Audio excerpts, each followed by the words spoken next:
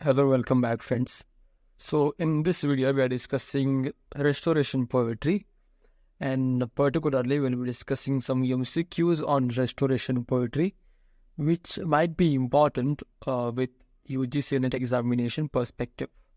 So, this video can be helpful to those preparing for UGC net examination. So, watch this video till the end, and you may find some information which can be asked in the examination. So let us begin with the video. So the first question we have is who is considered as one of the most prominent poets of Restoration period?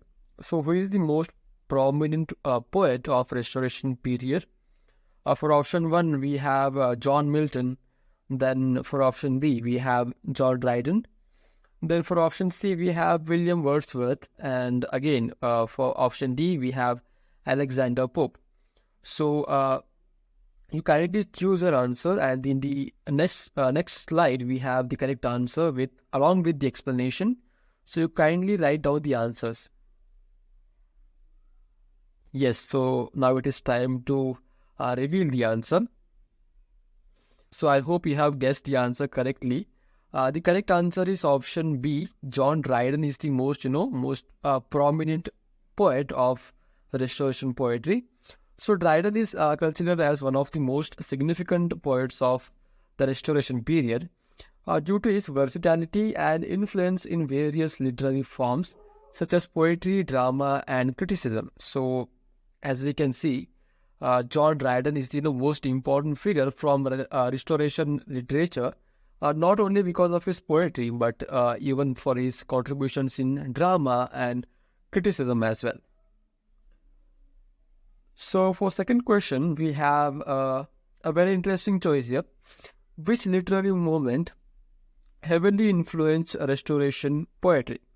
So which other movement had a very important influence, a very, very prominent influence on Restoration poetry, which shaped Restoration poetry?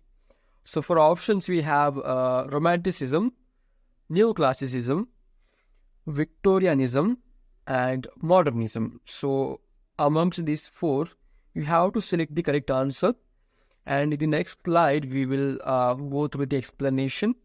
So even if you don't know the correct answer, by looking at the explanation you will have an idea about the answer. So the next time a question is asked on a similar topic, you might be able to, guess the correct answer after recalling the information presented through this video. So be attentive, try to guess the answers, even if you don't know them, try to guess them, because in the next slides we are going to discuss the answers anyway. Okay? So for this question, the correct answer is, again, very simple. The correct answer is option B, Neoclassicism. So Restoration poetry was heavily influenced by principles of Neoclassicism, which emphasized order, reason, restraint, and adherence to classical models and forms. So this Neoclassicism was nothing but, a look back in poetry, a look back in literature, where these classical norms of poetry or classical norms of literature, where the literature was being written only in a particular way, only by following a particular structure. So whatever was written apart from this structure, it was not considered as serious literature. So this Restoration poetry or Restoration literature as whole, it followed the movement of Neoclassicism, which was again based on reason, based on serious topics. So these themes of love, themes of romance, these were considered as not so appropriate themes for this kind of literature.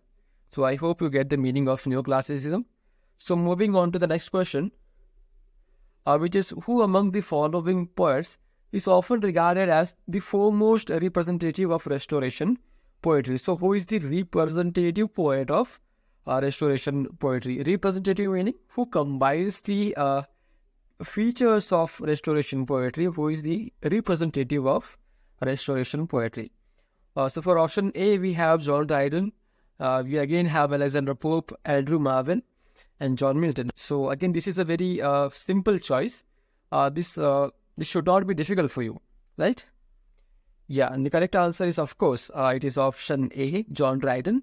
Dryden's works, including Absalom and Achitophel and Annus Mirabilis, epitomize the style and themes of Restoration poetry, marked by wit, satire, and political commentary.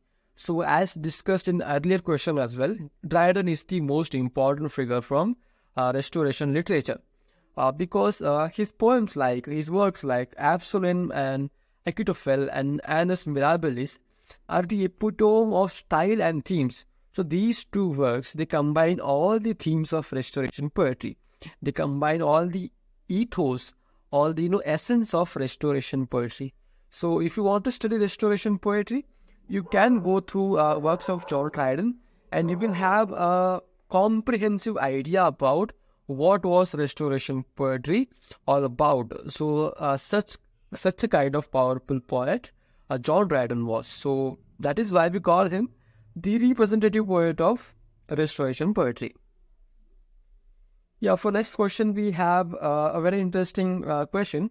The Restoration period saw the emergence of which poetic form characterized by its witty and often cynical observations on love and society. So which of these following forms it consolidated, it used its witty and often cynical observations on love and society, which satirized love and society. So for options, we have epic, sonnet, satire, and elegy. So this is again quite simple choice. Yeah, the correct answer is again option C, that is satire. So Restoration poets, influenced by the social and political changes of the era, frequently employed satire to critique the manners and morals of society. So the poets in Restoration literature, they used to use satire as a means of presenting a social commentary, presenting a social critique of this high-class society. See, for example, to critique somebody from the high-class society, they used to mock those ideas. They used to mock the lifestyle of those high society people. So again, satire was a really important part of Restoration poetry and Restoration literature as whole as well. So which of the following poets is known for its witty and satirical portrayal of the court and society in his poetry, particularly in works like The Rape of the Lock? Again, a very straightforward question, very important question. Option A is John Donne, option B Jonathan Swift, option C John Dryden, and option D is Alexander Pope. So this is a very simple question, very straightforward question, and this is not at all difficult. So I hope you have guessed the correct answer here. That is Alexander Pope, of course. So Alexander Pope's The Rape of the Lock is a mock heroic poem that satirizes the frivolous social customs and values of aristocracy during the Restoration period. So see, in every culture there are some sections, right? There is this high society, high cultural people, and there is this middle class is there. Then we have the lower middle class or the poor class, working class. All classes are there. So in this particular poetry, in this particular age, we see a kind of satirical point of view of poets or authors who used to present a critique of the high-class people, high-class society. So in poems like The Rape of the Lock, okay, we see a highly satirized, highly mocking portrayal of this kind of society, this kind of high-class society.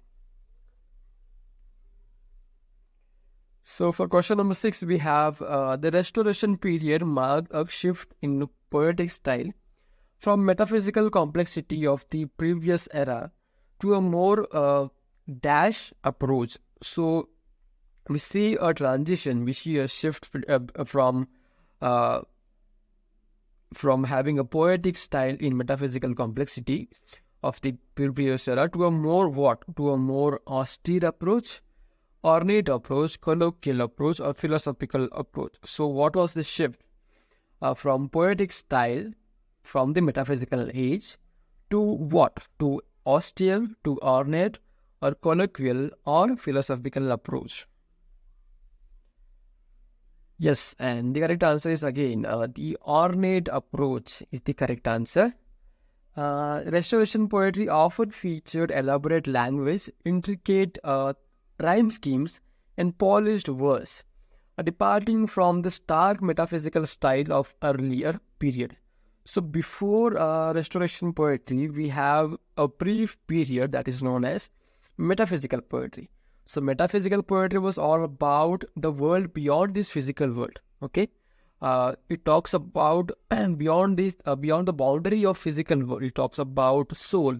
It talks about God, the relationship between man and the divine. It talks about that. It talks about a different kind of love, kind of spiritual love. Okay, it talks about abstract things. But in Restoration poetry, from that we see a kind of shift. Here we are more focused on the intricacies of language, the intricacies of structures of language, and we are more focused on replicating rhyme schemes or rhyme structures. So the structures or rules in literature, they occupy a center stage now, which was not the case in metaphysical poetry. So this shift is again marked by a kind of seriousness in literature, which was not seen earlier, right? Yes, so I hope these questions have given some knowledge to you, some information about Restoration poetry to you. And if you want to see more such videos, please comment down on which topics you would like to see more such videos. Okay, and thank you very much for watching, and I hope you had a good time watching this video. Thank you.